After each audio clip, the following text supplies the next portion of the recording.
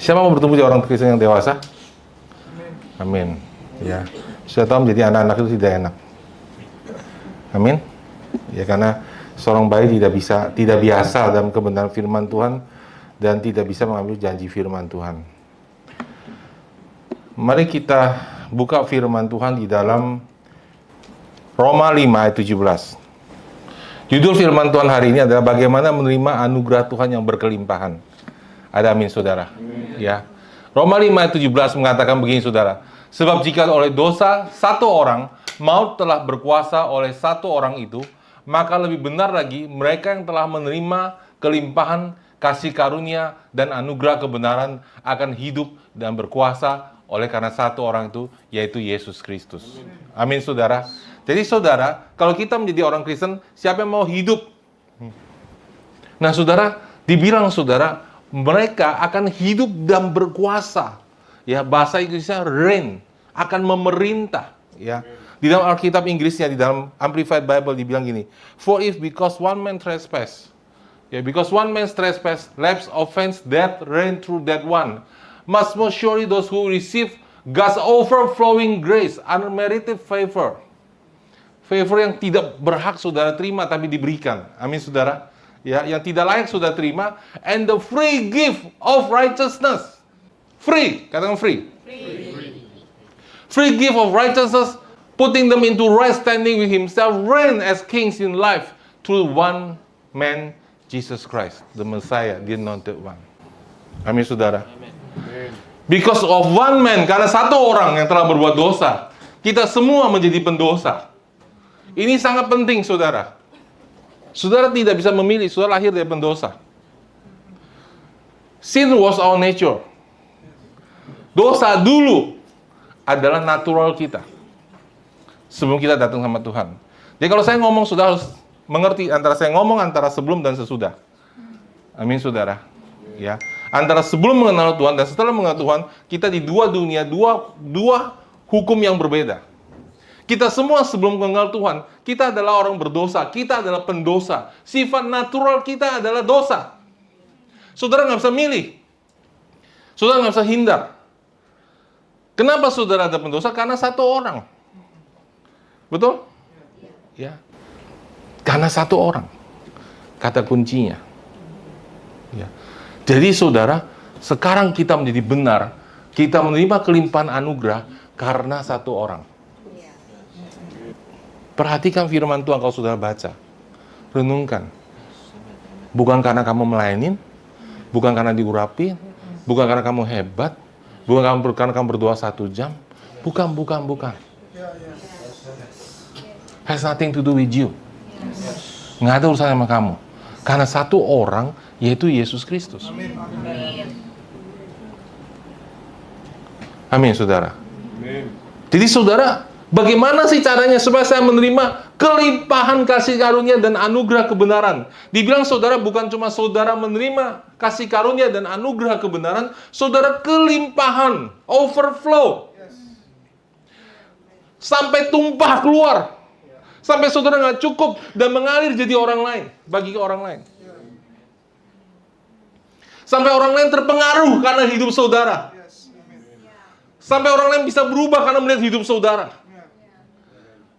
Saudara bisa memerintah di dalam hidup saudara. Saudara bisa menentukan apa yang boleh dan tidak boleh terjadi dalam hidup saudara. You reign as king in this life. Saudara memerintah sebagai raja dalam hidup sekarang ini. Sudah tahu sini isi saudara? Di dunia ini, kita semua ketika kita pendosa, kita adalah budak. Kita adalah budak pada dosa. Kita tidak memilih. Sudah tahu nggak dalam hal hidup saudara, banyak hal saudara tidak milih tapi terjadi. Dan saudara bertanya, Tuhan kenapa sih Tuhan, kalau Tuhan adil, Tuhan izinkan itu terjadi dalam hidupku? Pertanyaan klasik saudara. Ya. Kalau Tuhan ada, kenapa hal itu terjadi dalam hidup saya? Kenapa Tuhan izinkan itu terjadi? Siapa yang pernah bertanya gitu? Amin, saudara. Karena semua kita, ketika belum dalam Tuhan, kita adalah budak dosa. Saudara bukan anak Allah, saudara. Saudara adalah budak dosa. Nah sekarang saudara, bagi kita yang sudah mengenal Yesus Kristus, yang sudah mengalami Yesus Kristus, mengenal Yesus Kristus itu bukan berarti saudara ke gereja, bukan karena KTP saudara Kristen, bukan karena saudara baca Alkitab, tapi saudara pernah disentuh, dijamah sama Tuhan. Dan hidup saudara berubah. Itu arti mengenal. Dan baik-baik saudara, baca Alkitab, berdoa ke gereja, tidak berarti kamu kenal Tuhan. Tidak berarti kamu punya hidup. Tidak berarti saudara, kalau saudara menjadi Kristen secara KTP, berarti saudara mengenal Tuhan. Oke. Orang yang mengenal Tuhan, itu sudah pernah merasakan mengecap realita Tuhan. Mengecap realita Roh Kudus dan mengalami dunia yang akan datang. Dia mengalami karunia-karunia Roh Kudus. Dia sudah mengalami karunia Roh Kudus dan tetap mengalami kebenaran dalam hidupnya. Dia pernah berubah. Dia pernah berubah jadi pendosa, jadi orang benar. Suatu ketika dalam hidupnya, tiba-tiba hidupnya berubah. Semuanya stop sin-nya. Itu dia adalah orang yang sudah mengalami Tuhan. Amin, saudara. Nah, saya berbicara kepada orang seperti itu sekarang hari ini. Kepada orang yang belum pernah mengalami Tuhan, sudah perlu mengalami Tuhan. Lebih dahulu, saudara. Karena berarti saudara di luar Yesus. Walaupun saudara datang ke gereja, tidak berarti saudara di dalam Tuhan. Amin, saudara. Seperti saudara datang ke restoran, tapi saudara tidak makan, saudara cuma nonton. Saudara boleh cium baunya, enak ya, tapi saudara tidak makan. Saudara tidak akan pernah kenyang. Amin, saudara. Ya, begitu juga saudara. Kalau saudara datang ke sini, tapi saudara tidak mengalami Tuhan, saudara tidak bisa berubah. Sampai saudara mengalami Tuhan. Amin, saudara ya. Dan dibilang gini, saudara ya. Ibrani 5 ayat 13. Bisa bahasa Inggrisnya kalau ada. Nah, saudara, hari ini saudara kita mau bertumbuh jadi orang Kristen yang dewasa. Amin, saudara. Orang Kristen yang tidak selalu hidup dalam kepahitan. Yang tidak selalu gampang terluka. Nyentuh sedikit kebeset gitu, kebeset. Luka lagi gitu kan. Gitu kan. Disindir sedikit, kebeset, luka lagi. Nangis, berdoa, ngampunin gitu. Ya, selalu urusan dengan kepahitan, saudara tersinggung. Ya. Jadi saudara, dia tidak punya waktu untuk hidup berkemenangan. Halo. Amin, saudara. Dia selalu pikir, gara-gara dia saya harus ngampunin dia. Saya masih punya kepahitan yang belum beres. Saya masih punya luka dengan hati Bapa yang belum beres. Saya mesti beresin terus. Kapan dia klaim janji Tuhan? Nah, saudara yang kekasih dalam Tuhan, kita semua tahu yang saudara yang sudah pernah ikut retreat encounter. Retreat encounter itu adalah basic, dasar sekali. Dasar sekali untuk menjadi tapak dasar untuk kita jadi orang Kristen, untuk kita berjalan. Sebenarnya retreat encounter itu untuk orang-orang yang masih bayi rohani. Bukan untuk kita berjalan. Saudara semua yang sudah berjalan dalam Tuhan, saudara tahu bahwa kita ini belum sempurna. Semakin saudara melayani Tuhan, semakin saudara sungguh-sungguh, semakin saudara giat melayani Tuhan, saudara melihat, saya banyak flaw-nya nih. Ternyata, I have a lot of flaws. Saya banyak kekurangan. Saya banyak kelemahan. Amin, saudara. Ya. Tapi di dalam kelemahan dan kekurangan kita nggak boleh berhenti berjalan. Kita nggak bisa melihat diri saya sendiri. Kapan saya sempurna? Kalau tunggu saya sempurna, saya nggak akan melayani saudara. Jadi saudara, kita harus keluar dari itu. Nah, dia bilang gini, for everyone who partakes only milk is not accustomed to the word of righteousness, for he is an infant. Ya, semua yang bayi ini, saudara, mereka yang masih bayi, ini bicara mengenai bayi rohani. Ya, yang cuma ambil susu. Ya, makan firman-nya susu. Ya. Apa itu susu? Susu itu kalau saudara makan langsung dicerna. Makanya buat bayi, karena bayi lambungnya nggak kuat. Dia nggak bisa kelola firman itu. Dia nggak bisa kelola makan itu. Dia harus minum susu. Tapi semua yang kita dewasa tahu, kita nggak mau minum susu setiap hari kan? Maunya apa, saudara? Steak, coipan. Kita mau yang enak-enak, saudara. Tapi semua enak-enak itu harus dicerna. Dan enak-enak tuh bikin kita energi. Kalau firman susu itu ya, oh kamu harus mengampunin, Tuhan mengasihi kamu, oh jangan nangis ya bro, oke. Tuhan mengerti, Tuhan merasakan penderitaan kamu. Itu susu. Amin saudara. Cuma bikin saudara nyaman seketika. Tapi saudara nggak bisa hidup berkemenangan. Gampang ngertinya. Ya. Biasanya orang yang malas dengar firman, yang malas berpikir, suka tuh firman kayak gitu tuh. Kan nggak usah mikir. Nggak usah baca Bible dalam-dalam. Semua orang mengerti. Tapi sudah nggak bisa dewasa. Dibilang yang word of righteousness, ya. Righteousness itu artinya kebenaran. Oh, ternyata saudara kekasih dalam Tuhan, kalau saudara nggak mengerti, saudara yang sudah di dalam Tuhan, bahwa saudara adalah orang benar, saudara adalah baik. Bagaimana supaya saya tidak selalu menangisi nasib saya? Bagaimana saya tidak selalu menangisi, tidak ada yang mengerti tentang saya. Semua orang nggak peduli tentang saya. Saya datang ke gereja dulu, semua orang sambut, sekarang nggak sambut, gereja makin gede, nggak ada yang nyambut saya. Ya makin gede sudah nyambut orang lain, dong, susah mau disambut terus. Betul nggak saudara? Ya, sudah harus bertumbuh lah. Betul nggak saudara? Ya kan? Ya kan dulu anak saya baru lahir, Kenneth itu kita perhatiin semua fokusnya ke dia, betul nggak saudara? Tapi kemudian dia harus besar dong, dia harus mulai perhatian adiknya dong. Amin saudara, dia mulai harus ambil tanggung jawab dong saudara.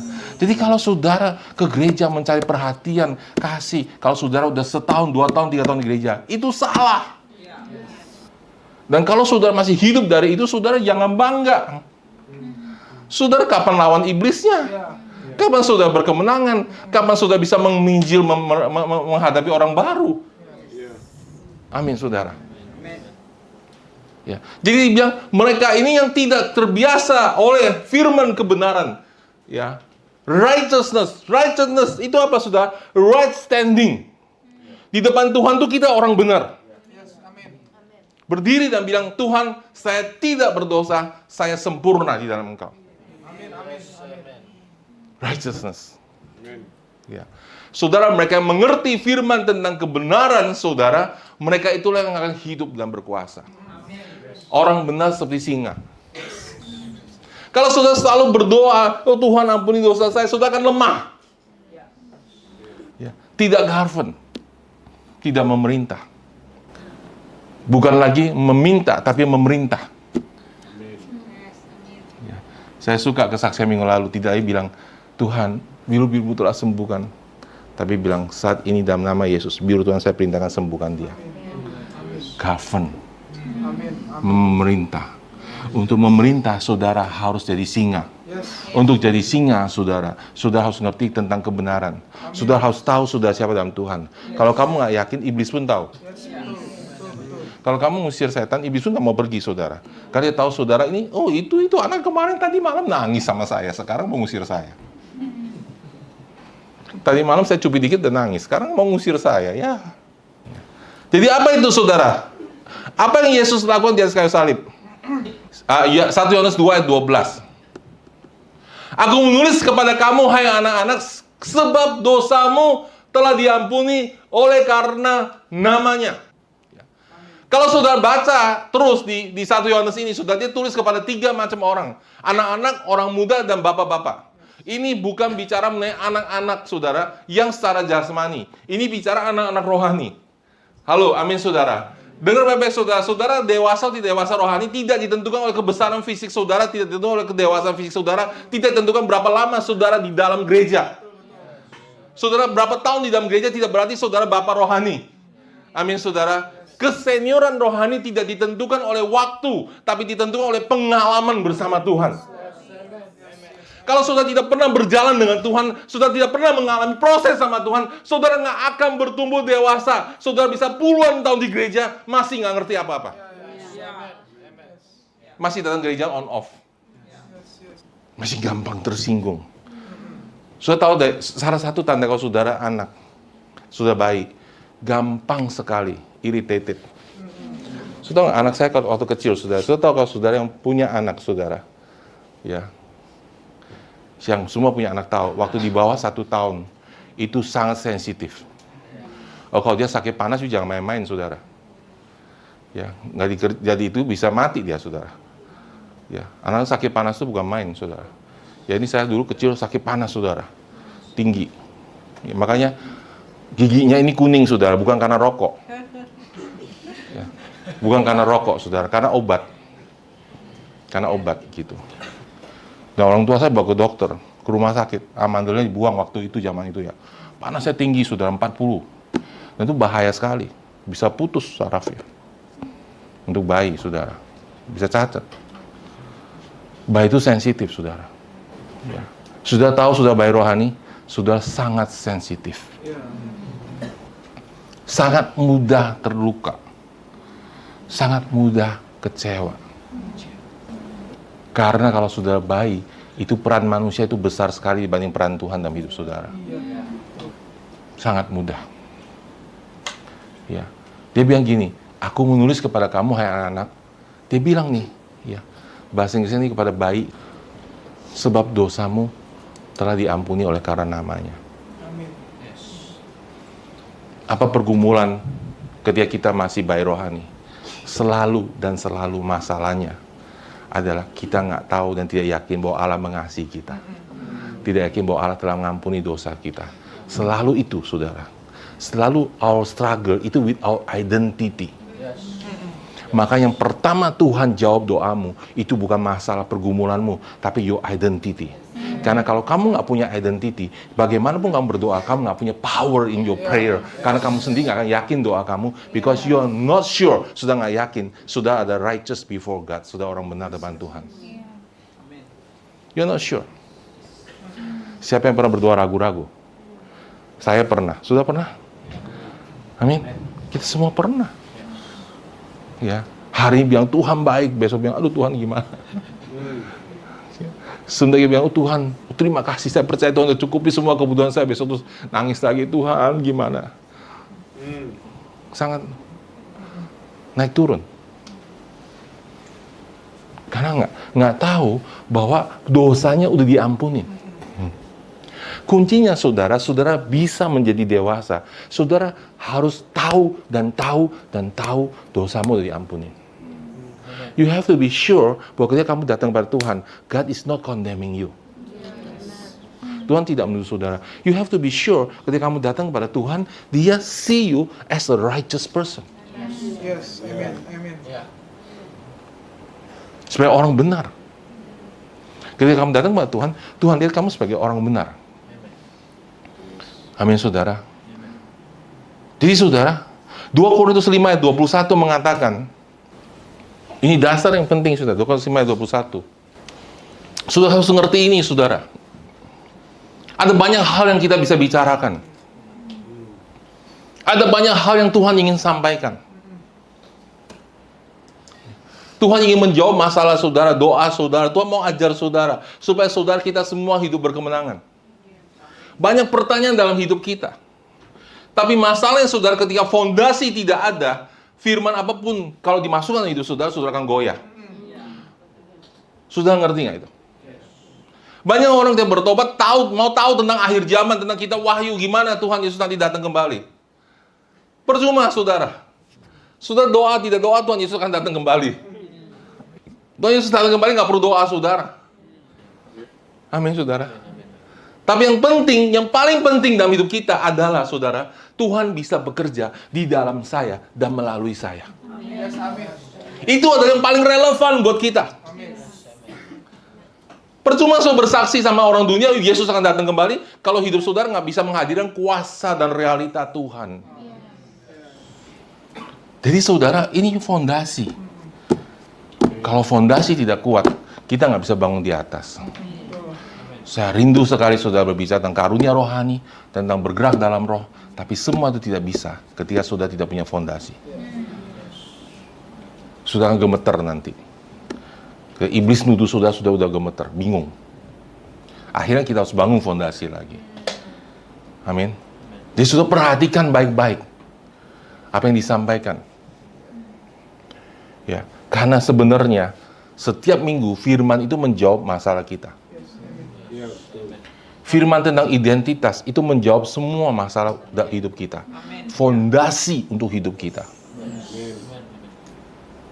Kalau sudah nggak ngerti ini, sudah mau doakan orang sakit, sudah nggak ngerti.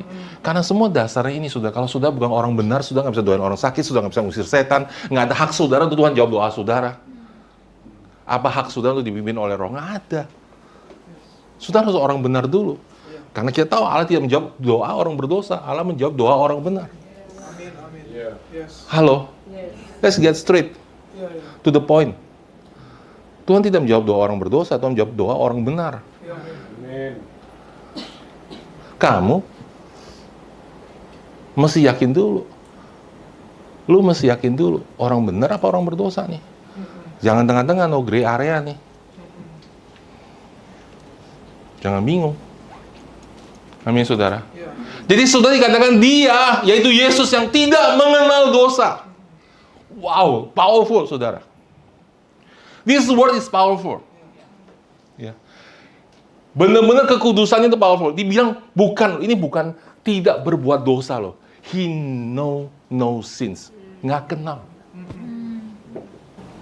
Makanya saudara, ketika ketika iblis ketemu dengan Yesus, dia gemeteran. Dia tahu ini dari sebuah wilayah yang berbeda. Nggak kenal nih. Beda nih. Makanya sudah iblis itu kenal Yesus. Karena this is different. This is something we don't know. This is something kita nggak kenal. Karena Yesus know no sins. Di dalam pikirannya, di dalam emosinya, tidak ada dosa sama sekali. Jangan mau disesatkan oleh film-film zaman sekarang yang mengatakan Yesus berpikir tentang dosa. He never, not even in his thinking. Because he knows no sin. Kalau Yesus pernah berpikir satu kali aja tentang berbuat dosa, dia tidak bisa nebus dosa kita. The end, udah. Nggak ada keselamatan lagi. Dia tidak mengenal dosa, telah dibuatnya Allah Bapa menjadi dosa karena kita. Oke? Yesus tahu dosa nggak? Enggak. Yesus pernah berbuat dosa nggak? Enggak. Dia menanggung nggak akibat dosa? Akibat dosa siapa? Kita. Kita kenal dosa nggak? Yes. Kita kenal dosa. Kita fasih sama dosa. Karena kita manusia yang jatuh dalam dosa. Supaya dalam dia, kita dibenarkan oleh Allah. Amin. Kita yang kenal dosa, menjadi orang benar. Dianggap tidak pernah berbuat dosa. Tukeran tempat. Dia yang adalah orang benar dan tidak pernah berdosa, mengambil semua akibatnya. Supaya kita adalah orang berdosa, meninggalkan semua akibatnya. Kita dibebaskan dari semua akibatnya. Ini sangat penting. Ya, kalau saudara mau tanya, saudara kenapa nenek moyang saya begini, kenapa hidup saya begini, kenapa saya begini, secara umum garisnya karena kita jawabannya karena kita orang dosa, kita adalah pendosa. Dan semua yang kita alami di dunia ini adalah akibat dari kita adalah orang berdosa. Dan kita harus tahu bahwa ketika Yesus mati, Yesus ambil semua akibat itu. Karena sekarang kita posisinya depan Tuhan, kita menjadi orang benar. Amin. Jadi saudara, nomor satu, ketika Yesus di atas kayu salib, dia ambil semua dosa kita di atas kayu salib. All. Ya. Dikatakan di dalam Ibrani bahwa dia forgive our sin once forever. Ya, satu kali untuk selamanya. Dia mati cuma satu kali untuk semua dosa kita, dan itu harus past, present, future. Jelas nggak saudara? Past, present, future. Masa lalu, masa sekarang, dan akan masa datang. Kalau nggak saudara masih hidup dalam dosa saudara. Amin. Yesus nomor 2, Yesus mengambil hukum kita, penghukuman kita, dan karena Tuhan tidak akan pernah menghukum kita lagi. Karena Tuhan itu hakim yang adil. Ya. Di dalam hukum saudara tidak bisa dihukum 2 kali untuk kesalahan yang sama. Yang ketiga, saudara, kita dideklarasikan menjadi orang benar. We are declared righteous. Berarti saudara, ketika saudara yang righteous, orang benar di depan Tuhan, kita itu bukan hanya diampuni dosa, Tuhan bukan hanya mengampuni dosa kita, Tuhan juga melupakan dosa kita. Tuhan tidak hanya menghapuskan dosa kita, Tuhan membuktikan saudara dan saya bukan lagi pendosa. Jadi kita ini saudara, di hadapan Tuhan kita punya legal standing. Secara sah, saudara dan saya yang sudah dalam Tuhan, saudara adalah anak-anak Allah. Dan Allah membuktikan itu dengan memberikan Roh Kudusnya tinggal dalam diri kamu. Bahwa kita ini bukan anak-anakan. Bukan dianggap anak. But you are born from the Spirit. Saudara bukan anak-anakan, saudara. Sudah sah anak Allah karena saudara lahir. Saudara bukan cuma diampuni dosanya, saudara dilahirkan kembali. That's how strong our identity is. Ya. Sebagai orang benar, saudara tidak bisa dihukum di hadapan Allah. Tuhan tidak bisa marah sama saudara. Ada amin, saudara. Amin. Terus orang bertanya, oh kita bisa hidup asal-asalan dong. Ya, kalau hidup sudah asal-asalan, ya sudah kena akibat dari dunia ini, right? Ngerti nggak, saudara? Ya. Ini pertanyaan orang gitu. Orang kan, karena kita tuh pikiran kita ini yang belum diperbaharui. Kita berpikir kita itu sinner. That's the problem. Kita berpikir kita orang berdosa.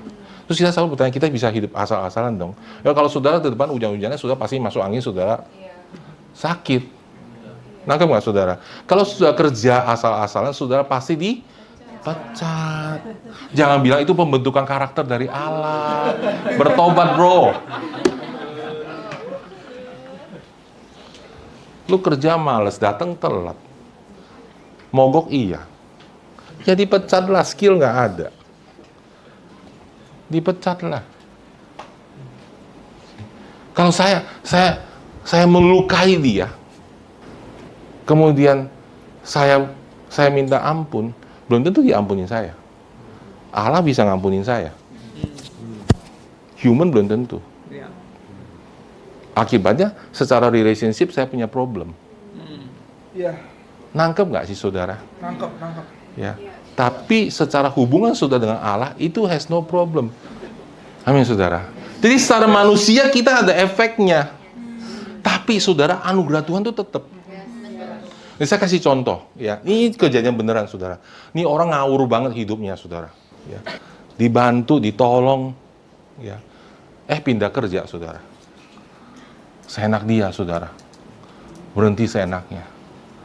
Oh, udah gitu dapat kerjaan yang pokoknya ini ya bagus, malah naik pangkat gitu, saudara. Saya bingung. Terus karakternya nggak bener. Ya, kalau nggak bener, masalah keuangannya masalah. Ya kan? Dipecat, saudara. Gitu. Pergi dia. Dapat kerjaan yang lebih bagus lagi, saudara. Bisa gitu ya? Saya bingung, saudara. Saya yang bingung. Tapi ya, kehidupan keluarganya hancur berantakan. Kok bisa sih dia bekerja lagi? Itu anugerah Tuhan. Ngerti nggak, saudara? Tapi dia nggak bisa manage.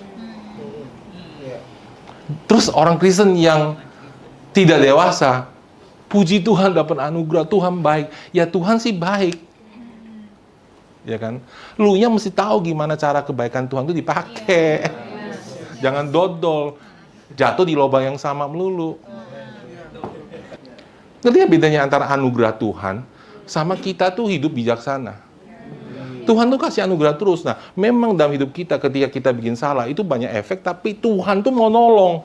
Itu anugerah. Tuhan tuh mau jawab doa saudara. Tapi ketika anugerah itu datang, jangan disia-siakan. Belajar dong di manage ya. Ngerti, saudara? Ya. Jadi orang sering bilang gini, oh kalau orang anugerah itu, orang yang percaya anugerah Tuhan itu berarti kita boleh hidup seenaknya. Ya. Boleh diajarin, oh kamu berbuat dosa aja. Nggak apa-apa. Kamu masih masuk ke surga. Kita tidak pernah ajarin kamu pergi berbuat dosa seenaknya. Amin, saudara. Anugerah itu mengajar kita bagaimana to be set free from sin. First of all, saudara, kalau saudara bilang, saya berbuat dosa seenaknya, 2 Korintus 5:17 mengatakan bahwa barang siapa dalam Kristus ia ciptaan yang baru. Yang lama sudah berlalu, sesungguhnya yang baru sudah datang. First of all, saudara, pertama-tama saudara, semua saudara yang sudah dalam Kristus, yang sudah lahir baru, sudah dilahirkan dalam kerajaan Allah, by design, saudara tidak suka akan dosa. Yes, amin. By design, your nature itu berubah. Saya percaya, sudah siapa di sini yang sudah lahir baru? Angkat tangan. Amin. Siapa yang udah lahir baru masih pernah berbuat dosa? Angkat tangan. Siapa yang menikmatinya? Ya. Yes, yes. You got the point nggak? Yes, yes, bro. You suffer. Ya. Saya counseling satu orang tadi bilang sama saya, dan ini orang benar dia bilang, Pak Step, saya nggak bisa loh balik ke dunia dulu, gitu. Nggak bisa balik ke dunia dugem, dunia gemerlap. Ya mestinya balik ke dunia gugemnya, dunia gembala gitu. Bisa. Dan dia bilang, saya nggak bisa nikmati hidup saya sekarang. Dulu ketika kita belum kenal Tuhan, kita nikmati hidup dalam dosa. Jadi saudara, nggak ada anak Tuhan yang benar-benar lahir baru. Gue mau bikin dosa sengaja, mau coba. Itu nggak ada. Apa yang terjadi ada karena mereka nggak ngerti kebenaran, mereka kejebak. Tertuduh. Dijebak, diikat sama musuh. Tapi pada dasarnya, in the beginning, waktu kita begitu born again, kita semua pure, murni, pingin melayani Tuhan, pingin menyembah Tuhan. Tapi karena sesuatu perjalanan rohani kita nggak dapat makan rohani yang benar, kita nggak bingung dengan benar, kita ditipu dan dijebak oleh musuh. Loh, antara saudara pendosa dan bukan pendosa itu berbeda loh. Amin, saudara. Saudara ikan atau burung, ada ikan yang bisa terbang sebentar, mesti masuk ke air lagi. Kita itu nggak bisa hidup dalam dosa. Lebih menderita di situ. Ya. Ada orang bilang, hari Minggu lebih enak ke mall daripada ke gereja. Kalau sudah yang lahir baru, saudara, lebih menderita nggak ke gereja hari Minggu. Menderita loh saya, saudara. Saudara pikir, pasti ke sini karena percaya Tuhan, karena absen, karena pendeta harus. Enggak, saudara. Sekalipun saya dan istri bukan gembala pun kita tetap ke gereja. Karena itu memang habitatnya. Itu desainnya Tuhan. Amin, saudara. Waktu saya sakit, saya di rumah, tidak bisa gereja, tetap berdoa baca Alkitab. Nggak harus lapor. Kenapa, saudara? Karena desainnya. Amin, saudara. Ya. Dan tidak ada seorang pun bisa hidup benar di luar anugerah Allah. Jadi kalau orang bilang, saya harus berbuat baik, saya harus berbuat demikian untuk hidup seperti anak Tuhan, saya mau tanya, yang kamu lakukan itu karena kekuatan kamu atau anugerah Tuhan? Halo? Semua yang kita lakukan karena anugerah Tuhan. Pasti jawabnya begitu. Jadi saudara, kalau saudara itu karena anugerah Tuhan, kenapa sudah bangga? Apa yang sudah megahkan? Nggak ada, saudara. Saya bisa melayani hari ini, ya, itu karena Allah melihat saya membutuhkan Dia. Dalam kemurahannya Dia kasih saya pelayanan. Nangkep nggak, saudara? Bukan, gua bisa lain Tuhan, bangga Tuhan butuh gua, salah loh. Tuhan nggak butuh kamu. Maka jangan ngomel kalau melayani. Pulangnya malam banget nih. Karena nanti saya percaya di surga tuh upahnya luar biasa. Jangan bangga, jangan ngeluh gitu. Jangan kayak, lihat nih saya aja deh contohnya gitu. Lihat nih saya pastor nih. Lihat nih saya melayanin.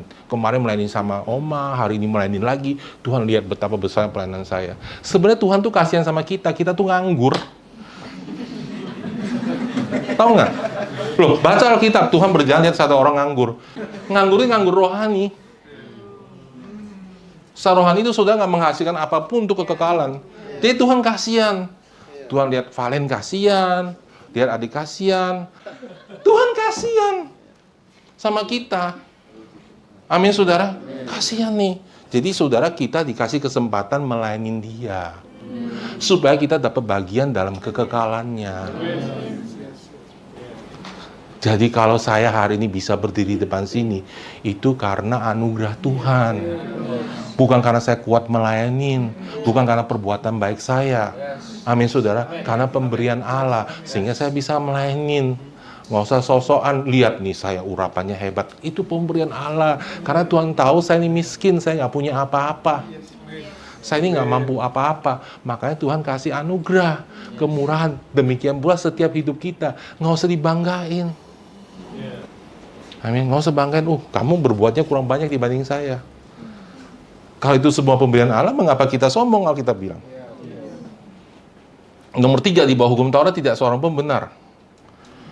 Matius 5 ayat 22 mengatakan bahwa setiap orang berkata pada saudara, marah pada saudara harus dihukum, dan siap kalau saudara kafir, engkau harus datang ke mahkamah agama, dan siap kalau jahil harus serahkan ke dalam neraka menyala-nyala.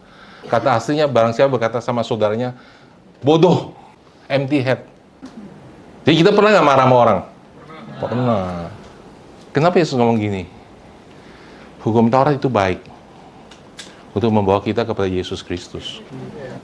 Hukum Taurat itu menunjukkan kita berdosa, menunjukkan bahwa kita nggak bisa, menunjukkan bahwa kita nggak sempurna. Saya ini orang, saudara, sama Arthur itu, ya, sama Pak Karyanto itu, lahir di gereja yang sangat radikal. 100% Jesus or not at all. Yesus 100%, kalau enggak, Yesus bukan Tuhan, sama sekali bukan Tuhan dalam hidup kamu. Kita tuh lahir dengan spirit yang radikal begitu. Ya. Kamu nyembah Yesus nggak ada kompromi. Ya. Sudah sekarang pergi berdua, zaman saya, brother sister naik becak, pergi berdua, besok turun loh dari mimpin sel. Out.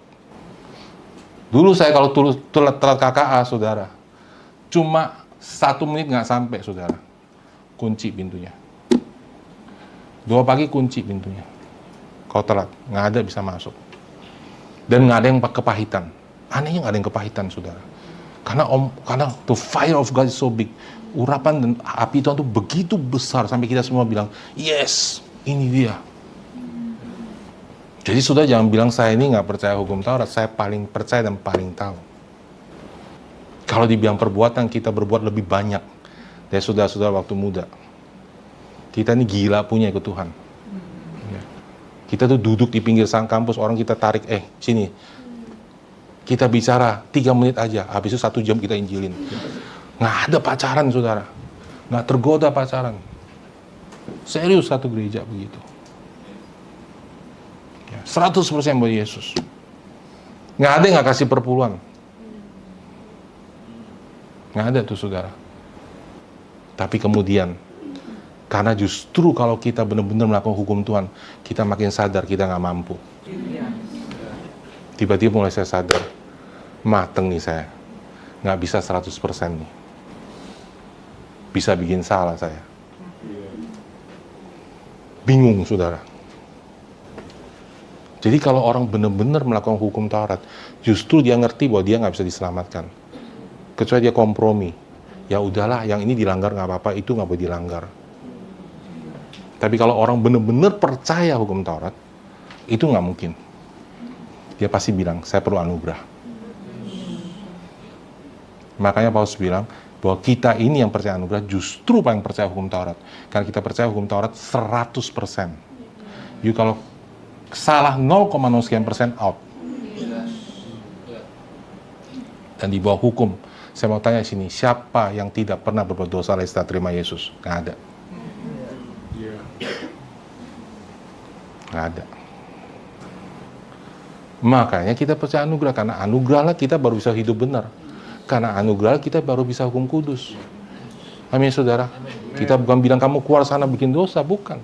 Kita bilang bagaimana caranya kamu bisa hukum kudus? Anugerah. Amin, saudara. Jadi ini yang terjadi dalam hidup saya, dan dalam hidup banyak orang yang benar-benar lahir baru, orang yang benar-benar sudah terima Tuhan. Ya. Jadi kita tuh terima Tuhan, saudara, kita nggak mikir apa-apa. We are happy, we are like, yes, for the Lord. Siapa yang begitu? Amin, saudara. Yes, buat Tuhan. Ya. Wah, benar-benar, saudara, ya. Gitu ya. Rumah nggak dipikir, semua gitu ya. Keluar lihat langit lebih biru, betul? Ya, daun lebih hijau gitu, semuanya happy, puji Tuhan. Ya, semuanya menyembah Tuhan, loncat gitu kan ya. Kasih persembahan, nggak pernah mikir, lempar aja, beriman.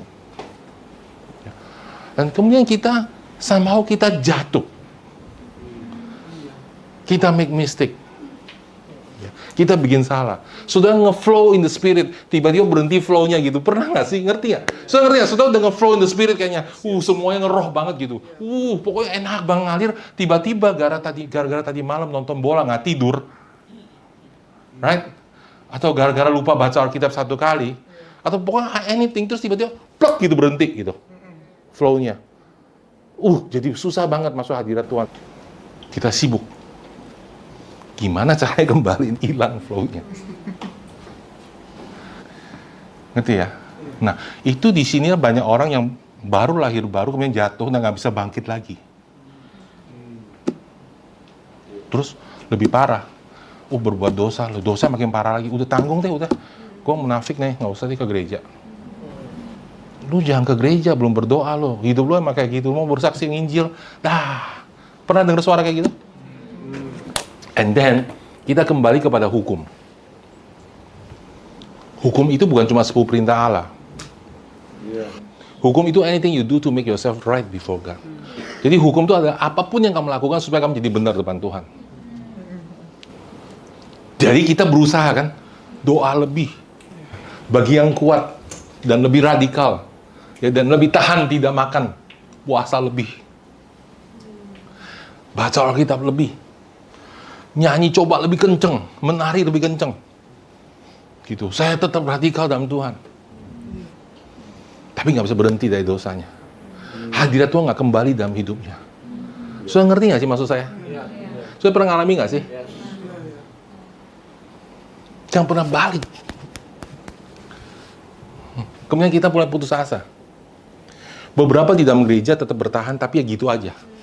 Nggak ngerti dan hidup begitu aja. Beberapa meninggalkan gereja karena merasa dirinya sebenarnya orang meninggalkan di gereja itu dasarnya, saudara nggak tahu, orang meninggalkan gereja, orang baik rohani meninggalkan gereja itu bukan karena dia ingin berbuat hidup kembali ke dalam dunia. Dasarnya adalah sebenarnya dalam hati nurani dia paling dalam, dia merasa bahwa dia tidak layak depan Tuhan. Iya, betul. Cuma itu nggak pernah di brought up gitu loh. Jadi mulai, gue udah malas ya ke gereja, bosan deh orang nuduh saya melulu. Kan itu tertuduh. Nah kalau gereja yang tidak dewasa juga tambah nuduh. Gitu. Jadi di gereja itu saling menuduh. Kamu punya dosa ini, kamu punya ini. Kamu punya kelemahan ini. That's what happened. Yang kita semua kejebak di dalam itu. Di dalam game saling tuduh menuduh. Kita itu jadi senjatanya iblis. Bisa gitu kan, human? Kita jatuh dalam kesalahan seperti itu. Nah, itu membuat kita punya rohani itu mundur. Dengar nggak, saudara? Kenapa, saudara? Tiba-tiba kita back to the law. Ya, kita coba berdamai dengan Tuhan dengan cara berdoa, berpuasa, baca Alkitab, melayani. Kita coba balik kepada Tuhan. And we can't. Karena Tuhan nggak bisa terima perbuatan baik saudara. Kita nggak sadar itu. Kita buka di dalam 1 Korintus 2 ayat 12. Ini salah satu ayat ya saudara ya. Saya akhirnya baca Alkitab ya. Tuhan tuh membesarkan, memagnify ayat-ayat dan selalu itu bicara kata free. Ya. Kamu tidak menerima roh dunia, tapi roh yang berasal dari Allah supaya kita tahu apa yang dikaruniakan Allah kepada kita. Ya. Bahasa Inggrisnya, apa yang freely God given to us. Siapa yang ingin menerima karunia bernubuat? Ada? Siapa yang ingin terima karunia mendoakan, menyembuhkan orang sakit? Siapa yang ingin karunia mengajar? Amin. Ya. Semua itu free. Semua itu free. Dibilang pada saudara. Ya. Efesus ini bagus banget. Kita buka Efesus ya. Kita buka Efesus. Efesus 1 ayat 3. Blessed be the God, the Father of our Lord Jesus Christ, who hath blessed us with all spiritual blessing in the heavenly places in Christ. Dia sudah memberkati saudara. Dengar, baca baik-baik saudara. Who has blessed us with all spiritual blessing in heavenly places in Christ. Ya, Tuhan tuh sudah memberkati kita dengan semua berkat rohani di tempat di surga, artinya di alam roh, di dalam Kristus. My question is, pertanyaan saya adalah, what sih sebenarnya in Christ itu? Apa artinya in Christ dalam Kristus? Apa artinya di dalam Kristus? Nah, kemudian saya menang kebenaran itu. Di dalam Kristus, saudara berada dalam Kristus. Setiap kali saudara mengambil kebenaran Kristus dalam hidup saudara. Dan tidak berusaha berbuat baik. Amin. Setiap kali saudara datang kepada Allah dan bilang, saya datang karena apa yang Yesus perbuat. Yes. Amen.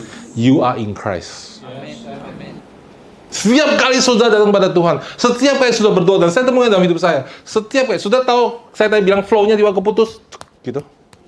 Itu happen a lot of time in our life. Ya, udah ngeroh gitu, dia berhenti gitu. Udah ngeroh, dia berhenti gitu. Ya, kalau sudah dalam Tuhan, sudah benar-benar hidup dalam Tuhan, sudah yang mencinta Tuhan, benar coba bertumbuh, sudah ngerti apa yang saya maksud. Udah bagus banget, udah kayaknya tiba-tiba bisa baca Alkitab lagi, bisa berdoa lagi, tiba-tiba ngalir gitu ya, bukan dengan kekuatan, tiba-tiba tek gitu berhenti. Putus gitu. Kok putus ya? Ya kan? Terus gimana cara kembalinya? In Christ. Datang aja. Saya terima dengan iman, Tuhan saya tetap orang benar. Saya adalah anakmu. Jadi setiap kali saya datang sama Tuhan, saya nggak bawa embel-embel gembala lah, gitu. Ya, udah melayani Tuhan berapa tahun lah, everything zero di depan Tuhan.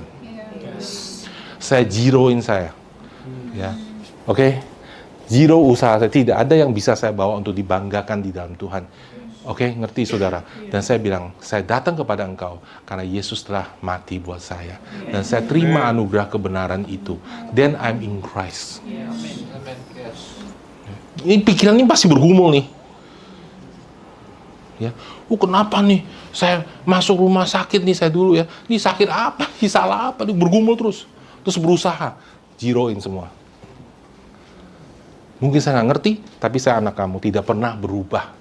Firman Tuhan tidak pernah berubah. Saya adalah anak kamu. Just as He chose us before the foundation of the world, He would be holy and blameless. Ya.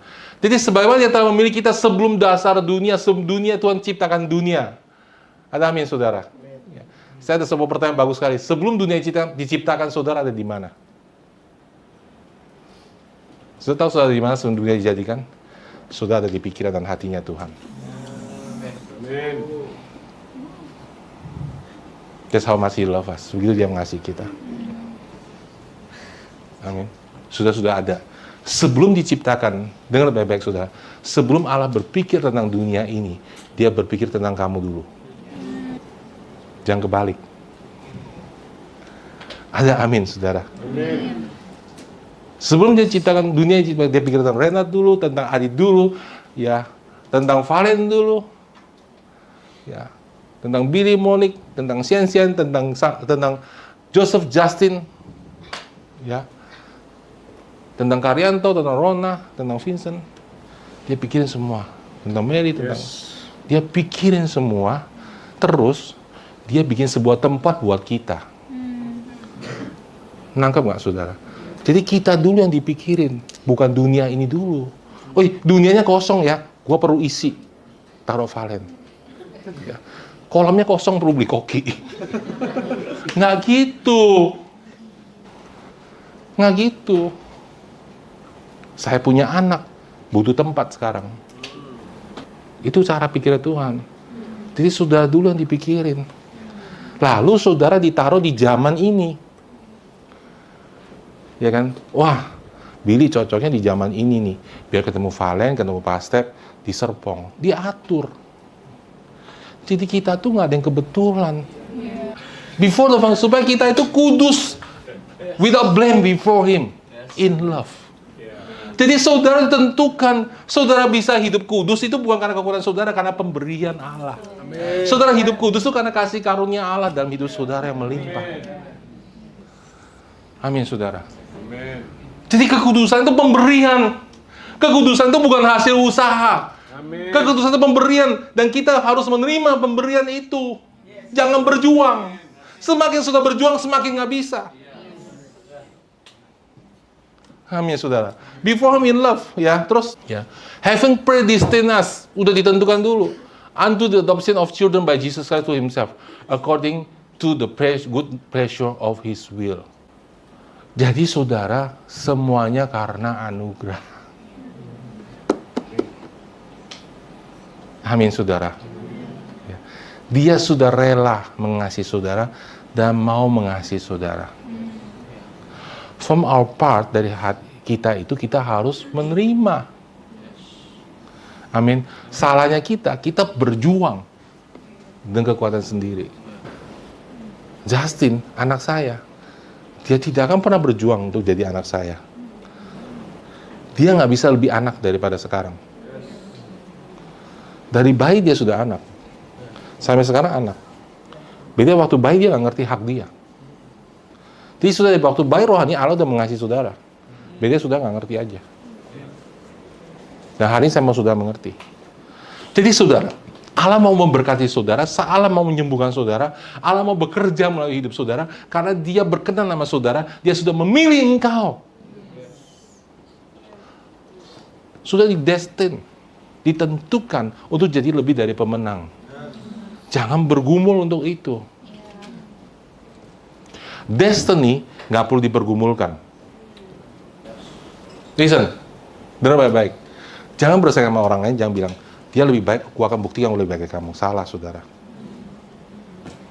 Saya buktikan saya layak. Itu salah, itu tipuan iblis. Amin. Ketika Yesus dicobai, kalau kamu anak Allah, Yesus nggak pernah bilang, gua anak Allah, gua buktiin. Nggak pernah. Dia bilang ada tertulis. Okay. Our problem is we want to prove ourselves. Karena di dunia ini, dunia kompetitif, everyone has to prove themselves. Itu memang senjata musuh. Prove you are worthy. Sudah bilang, I am worthy because of Jesus Christ. I don't need to prove anything. Destiny itu tidak perlu diperjuangkan. Destiny perlu diterima. Amin, saudara. Saya sudah tahu saya nggak pernah belajar berkhotbah. Because I have to accept my destiny dulu. Ngerti nggak? My destiny is to become a pastor. It's a call, it's a gift. It's a gift. Setiap saudara punya gift. Jangan jadi orang lain. You are special. Amin, saudara. Jangan kejar idol-idol. Because you are special. You are hero. Kan cuma ada satu kamu. Salah, saudara. Semakin sudah berusaha jadi orang lain, semakin hancur itu, saudara. Oh, saya nggak bisa jadi pakar. Saya nggak berusaha jadi dia. Dia nggak bisa jadi saya. Amin, saudara. Nah, jadi bagaimana, saudara, cara menerima kelimpahan kasih karunia? Jadi, saudara lihat semua ini rencana Allah. Is His love, is the good pleasure of His will. Dia senang, dia berkenan untuk memberkati kamu. Sudah dalam pikiran dia untuk memberkati kamu. Kalau enggak, Yesus Kristus tidak mati buat dosa kamu. So simple, saudara. Yang paling besar aja, yang paling penting dalam hidup dia, anaknya diberikan kepada kamu, apalagi semuanya. Dia suka memberkati engkau. Adalah kehendaknya, bukan kehendakmu loh. Penting, saudara. Kalau kehendak saya harus berjuang untuk itu. Kalau kehendak Allah, itu urusannya Allah. Dia yang milih saya. Saya banyak kekurangan, banyak kelemahan. Lah kan dia yang milih. Ada amin, saudara. Ya kan? Makanya, saudara, laki-laki sebagai suami harus bilang, saya dulu memilih, kan? Di dalam perjanjian nikah juga, laki-laki itu karena laki-laki yang milih, bukan wanita yang milih. Karena laki-laki yang punya tanggung jawab lebih besar. Ya kan? Kita tahu ada kelemahan semuanya wanita, kita yang milih. Seperti juga Kristus memilih kita, bukan kita yang pilih dia. Untung dia yang pilih kita, bukan kita yang pilih dia. Kalau sudah bisa datang pada Yesus hari ini, karena Yesus sudah milih kamu. Jadi dia ambil tanggung jawab atas hidup kita. Amin, sudah. Kita perlu menerima kebaikan dan kebenarannya. Kita perlu menerima anugerahnya, jangan dilawan. Oke? All we need to do is to accept, bukan fight. Sudah tahu nggak sih, pikiran kita ini bergumul untuk menerima bahwa kita dikasih tanpa syarat, susah loh. Ini our mind itu, kalau dalam khotbah begini susah. Karena kita tuh udah biasa papa mama kita, guru kita, teman kita selalu nanya hasilnya apa. Ngerti gak saudara? Jadi pas bilang Tuhan mengasihi kamu tanpa syarat, kita kayak, oke, saya ngerti, tapi nggak ngerti juga gitu. Tetap aja berusaha. Ya kan? Percaya sih percaya, tapi harus ada usaha dong. Gitu. Ya, kita selalu begitu. Usaha kita, karena kita menerima kelimpahan kasih karunia dan anugerah kebenaran, sehingga bukan lagi kita yang hidup, tapi Kristus yang hidup dalam diri kita. Amin, saudara. Makanya kalau kita baca Alkitab, kita nikmati, kita berdoa, kita nikmati, karena bukan usaha kita. Amin, saudara. Ya, jadi itu adalah kehendak Dia. Ada amin, saudara. Ya, dalam kita buka di dalam saudara Ibrani 4 ayat 16. Sudah diberkatin? Ini penting, saudara. Setiap kali aliran saudara berhenti atau flow saudara berhenti, atau saudara merasa berbuat salah, atau sudah jatuh dalam dosa, ini yang penting itu. Marilah kita dengan penuh keberanian menghadapi tahta kasih karunia, supaya kita menerima rahmat dan menerima kasih karunia untuk mendapatkan pertolongan kita pada waktunya. Let us therefore come boldly before the throne of grace, that we may obtain mercy and find grace to help in time of need. Who is now in need? Siapa yang sedang punya kebutuhan? Siapa yang perlu ditolong Allah sekarang? This is your time of need. Dia bilang ini, let us come therefore boldly. Dengan berani. Karena kita telah diampuni dosanya, kalau sudah baca ayat itu. Karena kita telah dibasuh. Karena kita adalah anaknya. Kenapa dia bilang boldly? Karena kita takut seringkali datang pada Tuhan. Sehingga ketika kita jatuh, kita takut datang pada Tuhan. Kita merasa berdosa, kita tertuduh. Ya, kita harus datang dengan berani to the throne, takhta of grace, not the throne of judgment. Allah is no more judgment. Allah tidak menghakimi kita. It's the throne of grace, takhta kasih karunia, di mana Allah duduk situ untuk memberikan kasih karunia kepada kita. Ada amin, saudara. Kenapa kita harus berani datang kepada Dia? Karena kita sekarang adalah orang benar. Kita adalah anaknya. Ada amin, saudara. Kenapa kita harus datang dengan berani? Karena kita tahu kita masih berbuat salah, kita berbuat dosa, kita sering kali ambil keputusan yang salah. Iya nggak? Kalau saudara datang pernah bikin keputusan yang salah, come to the throne of grace, di mana saudara akan menerima kasih karunia. Jangan pernah nyesel tentang hari kemarin. Come. Don't regret of yesterday. Saya suka satu statement ini. I never regret of yesterday, because yesterday I was a different person. Yeah. That's powerful, saudara. So bertumbuh dari hari ke hari. Yes. We all make mistakes, saudara-saudara. Kita semua bikin salah. Kita semua ambil keputusan yang salah. Jangan regret. Kita semua seperti lahir di keluarga yang salah. Orang tua yang salah. Don't regret. Jangan nyesal. Karena Tuhan udah tahu kamu harus taruh di mana. Kalau nggak di keluarga itu, sudah hari nggak kenal Tuhan. Jangan nyesal. Karena Tuhan udah tahu semuanya. Tuhan udah tahu sebelum dunia dijadikan. Tuhan sudah kenal Monik sebelum dunia dijadikan. Tuhan tahu. Amin, saudara. Udah di planning semuanya. Jadi saudara jangan takut datang the throne of grace. Supaya apa, saudara? We may obtain dua hal, mercy and grace. What is mercy, belas kasihan? Why? Kenapa kita perlu belas kasihan? Karena we make mistakes. Mercy adalah belas kasihan Tuhan, sehingga kesalahan yang sudah perbuat tidak punya efek dalam hidup saudara. That's mercy. Yeah. Amen. Come, accept mercy. Kedua, grace, favor. Bahasanya di dalam grace itu termasuk favor, kemurahan. Favor, kemurahan, grace artinya sesuatu yang kamu memang nggak berhak terima, tapi kamu dapat. Yes. Kamu nggak sepinter itu, tapi kamu bisa. Yes. Saya kerja, semua kerja situ ditolak loh. Wah, susah lamar di situ. Ya, yang pinter aja yang cum laude ditolak, sudah masuk situ. Bosnya suka sama saudara, oke deh. Favor. kemurahan Tuhan. Jadi Alkitab bilang, kita itu nggak bisa hidup dengan orang dunia. Kita nggak bisa hidup dengan cara dunia. Ini salahnya anak Tuhan tuh berusaha dengan cara dunia. Dia pinter, gua lebih pinter lagi. No, you need favor.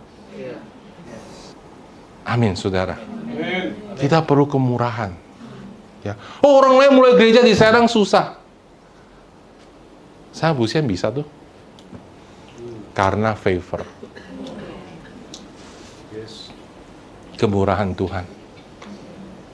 Nggak masuk akal, nggak mungkin, nggak bisa. Tapi kita bisa karena favor. Jadi bisa tuh, kok saya bisa ya, sekolah cuma begini, ya nggak ada apa-apa. Kok bisa ya, saya dipercaya. Saya pernah jualan, saudara. Paymentnya ratusan juta bisa ditransfer. Tanpa pernah ketemu muka. Cuma telepon doang. Favor. Amen. Orang bisa percaya sama saudara, itu favor. Secara logika nggak masuk akal. Favor. Saya kalau dagang, saya bilang Messi, saya nggak suka. Saya pribadi, saya pengen ketemu. Saya selalu pengen ketemu orang. Daripada saya chat. Karena entah gimana, kalau saya ketemu orang, favornya datang. Iya. Favor, saudara. Lain. Sudah masing-masing datang pada Tuhan untuk menerima mercy dan favor. Dan grace. Amin, saudara. Amin. Jadi gimana cara saudara? Saudara jangan stop datang sama Tuhan. Roma 5 ayat 17 kita buka lagi. Kita akan tutup yang ini. For if by the transgression of one, that reign through that one. Ya, karena satu orang bikin dosa, kematian itu menjalar ke semua orang. Oke, semua kita nggak pilih. Sekarang much more, bukan cuma sama lo, much more. Kalau saudara dosa harus dihukum mati, lebih lagi sekarang. Kalau satu orang telah mati untuk saudara, saudara harus hidup. Bukan the same loh, much more. Lebih benar lagi. Kalau karena satu orang, kita semua pendosa, jauh lebih benar lagi. Kalau satu orang telah berbuat benar, ya kan? Much more those who receive abundance of grace and the gift of righteousness. Kita menerima kelimpahan kasih Tuhan dan anugerah kebenaran. Ya sudah, benar itu karena anugerah. We reign in life through one Jesus Christ. Amen. Jadi saudara bukan cuma nerima, tapi saudara nerimanya tuh abundantly. Terima terus. Amen. Diisi terus. Amin, saudara. Masalahnya kita berhenti. Kita berhenti mengisi cawan kita. Kita berhenti datang ke dalam hadirat Tuhan. Setiap kali kita datang kepada Tuhan, kita menerima anugerah kebenaran, menerima kasih karunia Tuhan. Every time you come to God, ketika sudah datang kepada Tuhan, sudah bilang, Tuhan, saya adalah anakmu. Ya, Tuhan bilang, today I say to you, you are my son. Engkau adalah anak. Aduh, waktu sudah saya baca itu, saudara. Ampun, sudah bertahun-tahun saya nggak ngerti, saudara. Ya, saya nggak tahu, saudara. Segitu powerfulnya. Ya, dikatakan di Ibrani bilang, anakku berkata engkau adalah anakku hari ini. Today you are my son. Ya, di dalam Ibrani karena bahwa saya adalah bapaknya. Ibrani 1 ayat 5. Ya, I will be to him a father and she shall be to me a son. Waduh, saudara. Itu ayat powerful banget. Powerful banget. Bertahun-tahun saya jadi ayah, saya nggak pernah ngerti. Sampai baru beberapa waktu lalu. Saya aja nih, saudara, bapak di dunia ini. Kalau anak saya telepon Pak, itu udah beda, saudara.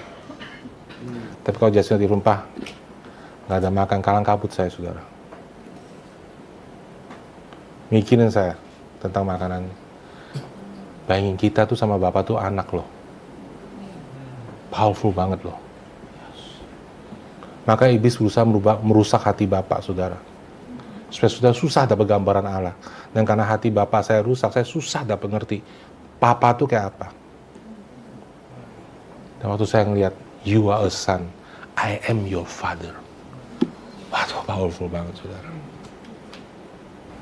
Tahu-tahu si guys minta, Pak tolong dong minta kartu kreditnya papa, di tag sama dia. Gitu kan, naik taksi pulang. Udah gitu nggak di-untek lagi sama dia.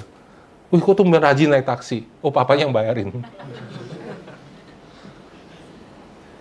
Gitu ya. Nah, saya nggak marah, saudara. Karena she's my daughter. Beda hubungannya.